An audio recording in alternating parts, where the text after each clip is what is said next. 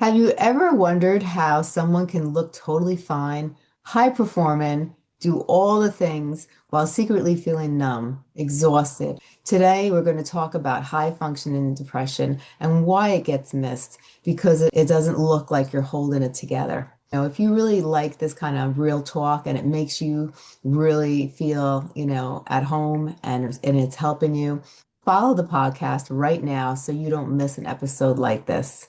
Now, my guest, Janel Beidel, she helps many people understand the nervous system, especially the window of tolerance. So they stop thinking that they're weak and they start seeing what the body is actually doing to protect them. We're going to break down the why functioning depression completes the fight or flight, how you can get back into your own window. Janelle, I'm so glad you're here. I'm really excited about this. I really love this topic because so many people, go through depression. Like we were saying earlier, at one point or another, people just go through depression. So, let's keep it simple. When you hear people say, I'm fine, but they're clearly not, what do you really see what's going on? Yeah, typically what's going on at that point is you kind of see just this depressed demeanor. You Mhm. can see of just it could be the mind is racing or the mind's completely blank Yeah. or walking slower. I've come across that too, of just noticing the pace that people walk. Mhm. Um, and I've thought about it too whenever I would do my own walking from time to time. My pace is really fast while I'm feeling kind of anxious, or I would be going a lot slower. Okay, either very intentional or not feeling well Right. is kind of what that depression can be. And a lot of what people experience in their mental, emotional health, there is no look with it. It's Yeah. not something we're not walking around wearing signs and saying depressed, feeling Right. blue, down, feeling anxious, or anything like that. And so that can be one reason why we don't know the condition of the people that we're talking with unless they actually say it sometimes. Yeah. Right. And so many people don't say it. So many people, the people who are Right. suffering the worst are usually the people who are most silent about it.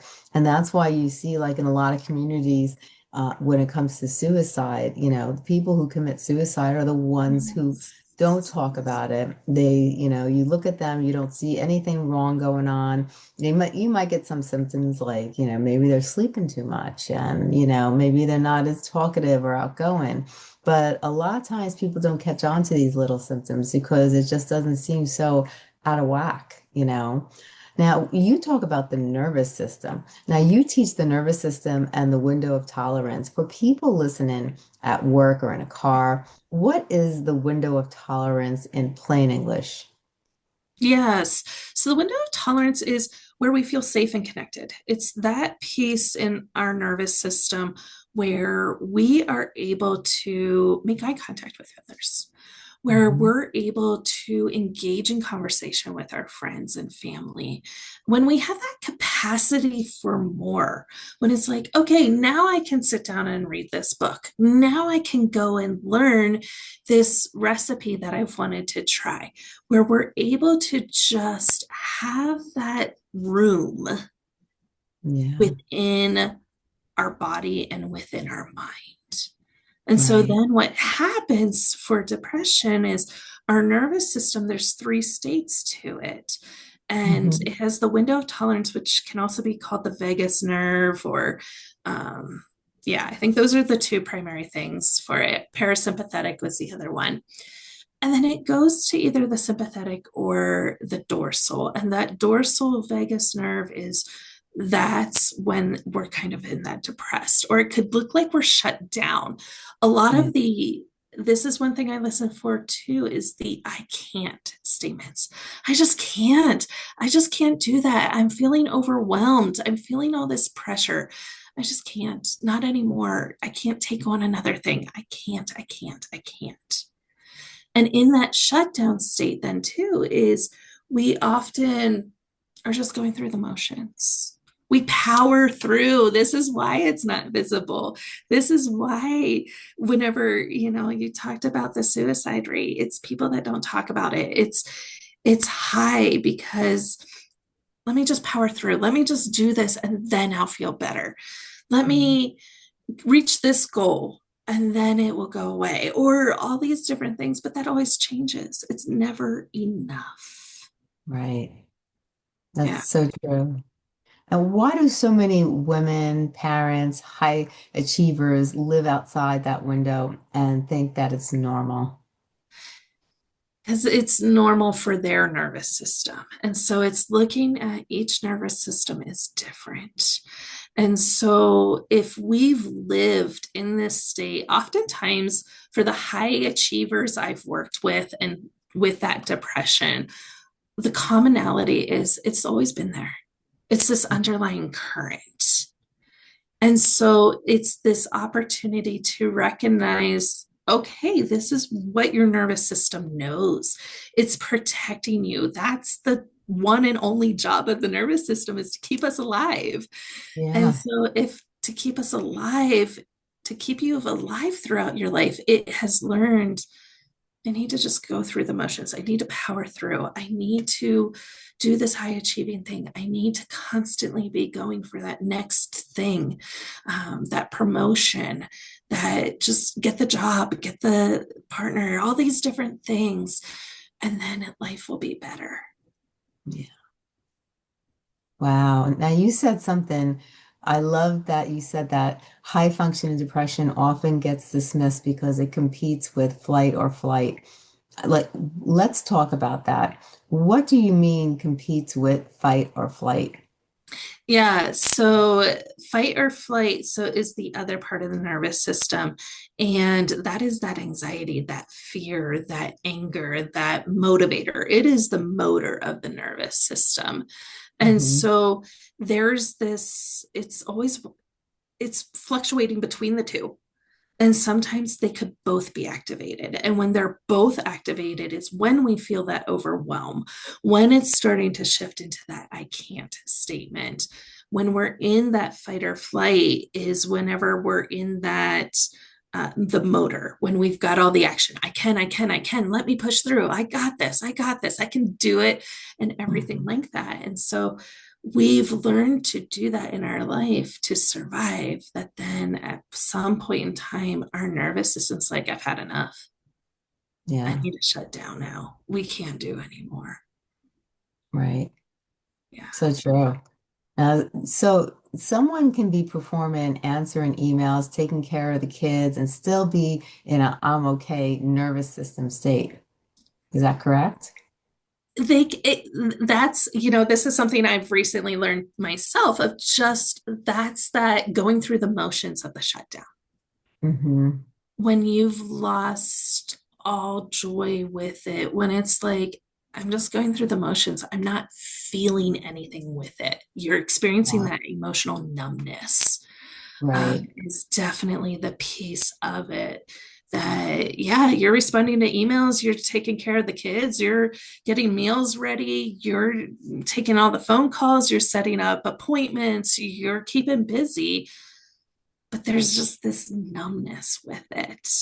And so that there is some of this depression that we talk about. Depression isn't always that laziness that people quantify with depression, or that poor hygiene where it can't get out of bed, can't be brushing their teeth, just can't even shower, just can't Yeah. function. It's not always that. It's this undercurrent, and just this undercurrent of hopelessness, this undercurrent of helplessness, this undercurrent of things can be right there. Right. And what does high functioning depression look like from a nervous system's point of view? Not the mental health textbook, but Yeah. is it more like a slow collapse state? It could be a slow collapse state. And it could also be that, like I've said, of just going through the motions. I'm just going through the motions. But Mhm. whenever I'm not, when I don't have to be on for work, I don't have to be on for the kids, they're in bed, I just collapse. I veg out. I emotional eat. I just indulge. I binge on Netflix. That kind of stuff is how Yeah. we're dissociating because we're just numb, and the nervous system is just saying, hey, we're tired. The adrenaline was going all day, and now we need to zone out. Yeah. That's really true. Now, if you're listening to this, anyone in the audience, and you hold everything together for everyone else, this part is for you. Now, what are the three everyday signs someone is outside their window of tolerance, but still functioning like I wouldn't think that nervous system, but it is? Yeah. I would say like it's you need this emotional rest that like if you can't say number one, if your closest person would say to you, how are you doing? And you would say, oh, I'm okay, I'm fine. If Yeah, you can't say I'm not okay, you're needing some emotional rest. You're needing to connect with your window of tolerance and get that engaged a little bit. I would say that would probably be the first sign of, hey, something's going on here. right. Feeling disconnected, feeling just some sort of disconnect, either with yourself, feeling disconnected from your body, feeling disconnected from your emotions, feeling just this disconnected from others. Depression is all about isolation. And so if Yeah, you're noticing starting to isolate, not responding to people because of just this overwhelm piece of it, you're losing mm, your connections and you're disconnecting when right. we really want connection. Every human being was wants to feel connected in some way for Yeah. it. And then I would say too, just if you're not even able to check in with yourself Hmm. and not able to be honest with yourself because you're afraid that the emotions are just going to take over and you don't have time for it. I don't have time for that. I Yeah. can't look like I was crying. I got to go pick up the kids. I can't have the puffy eyes. Yeah. If you just don't even have capacity for that, then that's okay. We all reach times of it. It's okay. We don't want to judge that Right. and might need some little extra support at this time. Yeah. And there's nothing wrong with that. Yeah, What, why do high functioning people get praise for coping and then we miss their depression? it's definitely, I'm fine. Let me push through this and then I'll be better. And just keep kicking Mhm. that down the road. Um, and just keep wanting to do something more. It's that let me connect to this goal. Let me reach this goal. Let me get this promotion. Let me work harder. The harder I work, the better I'll feel. Yeah. We get caught up in that so much. Yeah. So much we get caught up in that. And so it's recognizing, okay, let me pause here. Maybe not. Right. Yeah. And there's a lot of guilt wrapped around too of asking for help. It's, high achievers are independent people. They know how to get things done and they will Yeah. get things done. And that is great. Our greatest strengths are also oftentimes our greatest weakness too. Yeah. And I see that's the biggest thing I see when I talk to people is that they have such guilt for reaching out, asking for help, asking for some type of support. They feel like the biggest thing I hear from people, I feel like I'm an inconvenience. I feel like I'm inconveniencing them, and they have this guilt or this shame because of that. Yes. And it goes to some different core beliefs that we all hold. Yeah. Of some very common ones could be I'm not good enough. I don't deserve Mhm. it. That's one thing I hear too of whenever people are reaching out for help. Well, why would they want to help me? I don't deserve it. Yeah. And then all that guilt and the shame that you're talking about. And so, one thing that I like to do with people is I like to work with them of, okay, this is coming up and this is affecting you today. Where's it coming from? It stems from somewhere. Yeah. And really, like, let's go to that and let's heal that part of you. Yeah. Yeah. And how does someone figure out where it stems from? Because it's so it's a percent, a lot 90% of our thoughts and our feelings and things that we went through, our memories are all stored in our subconscious. And only Mhm. 10% our realistic self is the 10% that we remember and that we utilize. And it could happen from when we were a child and we don't even remember, you know Exactly. and something could just trigger it off. Someone could say something or do something. It doesn't sound like a big deal, but then the person will go off and they will just, or they'll just run in their room or they'll get upset or Right. they'll start crying right away, because you just hit their nerve, and they go into Yeah. that fight or flight mode. Yeah. Because the nervous system existed our entire life. So there is stuff that, and it's the first line of defense for anything that's coming at us, and it seems Yeah. like a threat. It's a perceived threat or a real threat. Yeah. Um, and so to figure out where it comes from, it takes time and Hmm. patience to figure out where it comes from, but it's recognizing what's the first memory you have of where you felt these emotions, these body Right. sensations, you had similar thoughts, you had similar images, things. When's the first time in your life where you've experienced that? Yeah. That's the part where that then, when people are saying, I feel stuck, it's because their nervous system is stuck at all these different points in life.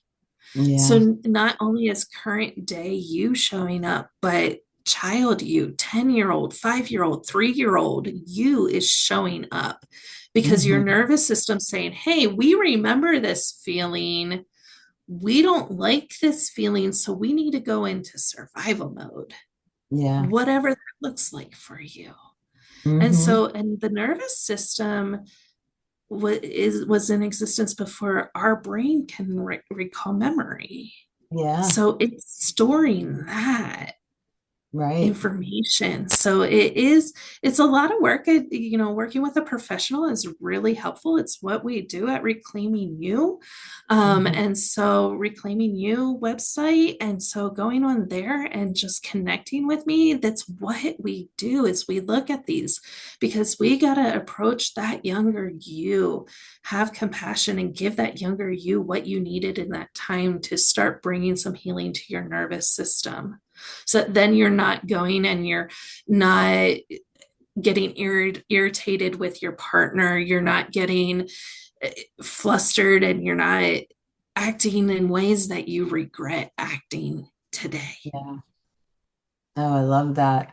Now, how does trauma or chronic stress shrink someone's window over time? Yeah.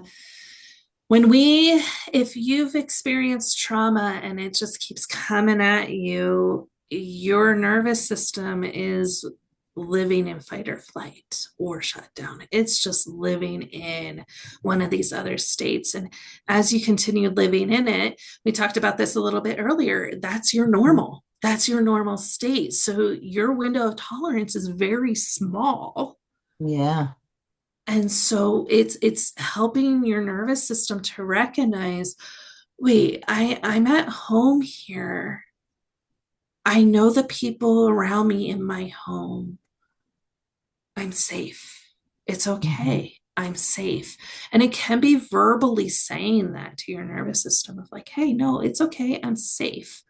Right. Um, to help train it and to recognize it. And then there's a lot of somatic work too that can be done of re-engaging the window of tolerance. And so it's not that we want to always stay in our window of tolerance, because I'm sorry, if there's a threat right in front of me, I want my fight or flight to be activated. Yeah. But we want to be able to flow between the states. And we Right. want to be able to have our window of tolerance expand and to grow so that we can experience more times where it's like, I have capacity for this hobby that I used to love, but I haven't had the energy for, like Yeah. used to draw all the time. And I just don't do it anymore because I don't have it in me. And then you get back to it and it's like, oh, I remember. I love Yeah. this. Yeah. That's awesome.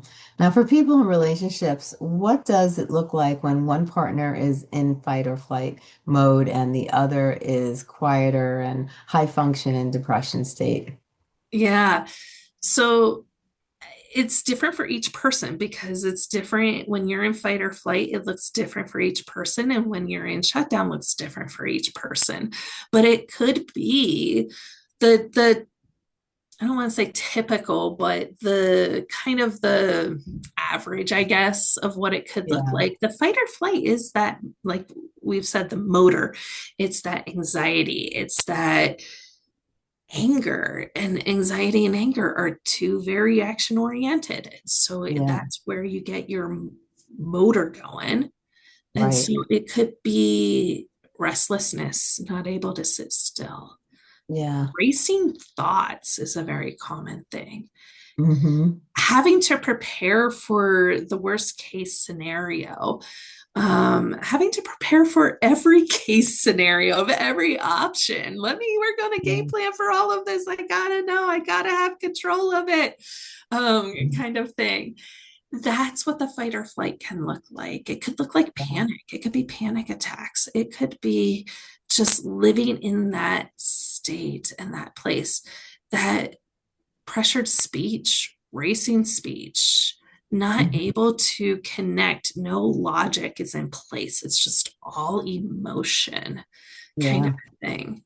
And then for the other person in the shutdown, it's this, I just can't. I don't have it in me. And so I'm just going to numb out to it. It could be substance use, it could be comfort eating, binge eating, it could be um binge on Netflix, binging on TV, of just watching movies. Let me disconnect and dissociate in that way. And Yeah. so it can be for relationships, with both of those present at the same time in the home. That can be a challenge. It can be a challenge. Let's just simply acknowledge Yeah. that it's going to be a challenge. And so it's for each to just kind of, for the one in the shutdown, doing a little something that boosts you, gives you a little bit of energy.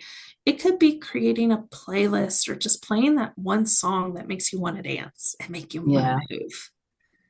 Just play that one song. You might just start smiling and you Right. might start feeling a little something. Yeah. For the other person, the one in the fight or flight with the racing thoughts, it might be doing a journaling of just get everything out that is in your Yeah. head. Get it out 100%. and just let it out on that paper. And that might help bring some clarity for you as well. Yeah, I find writing so therapeutic. I think it's one of the best things if you could just put it on paper, just let it out. Yeah. And some people like they will get rid of it afterwards. Some people will keep it in a journal. I remember I used to keep it in a journal, and then when I felt like I got past that part of my life, I would take it and rip it out of the journal, and then I'd throw it away. And that was like kind of Right. like saying goodbye. And Yes. I did that. Now, okay, so let's get back in their window. What's the simplest regulation practice that you teach? Yeah. So what happens is, let's get you back into the present moment. When you're in your window of tolerance, you're able to be in that present moment. So let's bring you back to this present moment. A Right. very common coping skill out there that works is Five, four, three, two, one. So Hmm. it's engaging all of your senses. It's this Hmm. concept of taking a moment and noticing five things you can see around you from Yeah. where you are in that moment. Hmm. Noticing four things you can touch and getting up and going around and touching those things. Yeah. Three things you can hear. So Hmm. just being quiet and noticing the things that you do hear.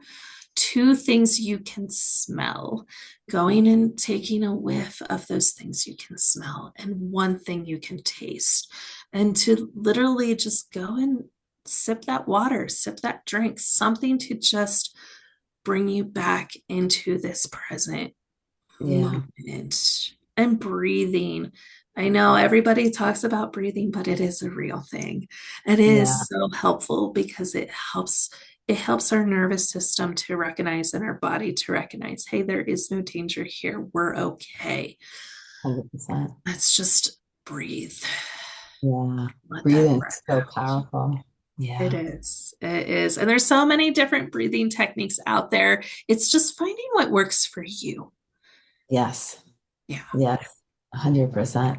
Now, what should people stop doing that is actually keeping them from being dysregulated and like overworking, over caffeinating themselves, doom scrolling and stuff like that? Yeah. You know, I know you said what should people stop doing? I want to say first and foremost, we have to stop judging it. Hmm. I would say that would be the first thing to stop. Stop Hmm. judging what you're doing. There's one modality out there that I think their quote is, don't judge the judging. And so just recognizing when we're judging it of like, oh, Right. I'm doom scrolling, and then we're judging that. And well, when we're judging that, then comes the guilt and the shame. And then we Yeah. just spiral even more. And Right. so it's, oh, there I go, doom scrolling, period. Done. That's the thought. That's the observation. We're just noticing that. Yeah. Hmm. That's it. And so I think as we just kind of start to build that awareness, that noticing of it and removing the judgment, because when we're Yeah. judging it, we're end up fighting against it and Yeah. fighting it. And doom scrolling is not a bad thing. It's when we're doing it for hours and not Right. getting other things completed that we wanted to do. That's when it's like, okay, were there Hmm. better ways to spend my time? Yes. And you know what? I spent those few hours doom scrolling. That's what I did. Right. But if we add that guilt and that shame, that only puts more weight on us and drags us down even more. Exactly. Exactly. How does someone know, like, I can do this on my own versus I need a therapist or a nervous system informed coach? Yeah. So, you know, it doesn't hurt to get that support. Whenever you feel like you're stuck and you just can't quite get there, sometimes Hmm. it's just accountability. I have people coming to me saying, hey, I know the skills, I need this. I just need accountability to be Right. doing them. And so, can be your little cheerleader on the side, support her through it. Like, let's do this. We can do Yeah. this. Um, Right. and so it's that, when it feels like it's too much for you to do alone. And that is okay. That is okay because you're already the rock star everywhere else in your life. Let's just get a little help with this too. Yeah. Yeah. I love that. Now, if someone has been a high functioning depressed individual for years, is it actually reversible? I like to hold the belief that anything can be reversed. Hmm. Again, depression is on that continuum, that we all fall somewhere on it at some point in time. It might be lower for a while. And then, you know what? Life is going to happen and it's going to increase. Yes. That's okay. And so, I mean, I like to think that everything can be healed, everything can be reversed. I don't know. I mean, it's different for each individual. Yeah. And it's a lot of work. It is a lot of work. Let's recognize that too. Yeah. Um, there's no magic wand out there to just take it away. Wish Right. we could. I wish we could. If Yeah. anybody finds that magic wand, you have the lottery ticket. You have the $1 million thing. Mhm. Because everybody would want that. Yeah. Yeah. Tell us about some of the services and any products that you might provide. Yeah. So services right now is one-on-one therapy, being able to walk with you through this. I am nearing my time of being an EMDR certified therapist. I've got a lot of experience with EMDR, working with the nervous system, just noticing the person that I'm working with, noticing the one in front of me, helping to individualize it for you. And then working with you to just become your best version of you Right. is really what we focus on. And you can get all that information on the website, reclaimingyoupllc.com. And it's for anyone in Colorado. And also just please reach out. There's a lot of people out there that focus the same areas that I do that are able and willing to be there for you. Can they do the one-on-one coaching through Zoom also? So yes, I offer both in person and telehealth. Yeah. Yeah. Oh, wonderful. Wonderful.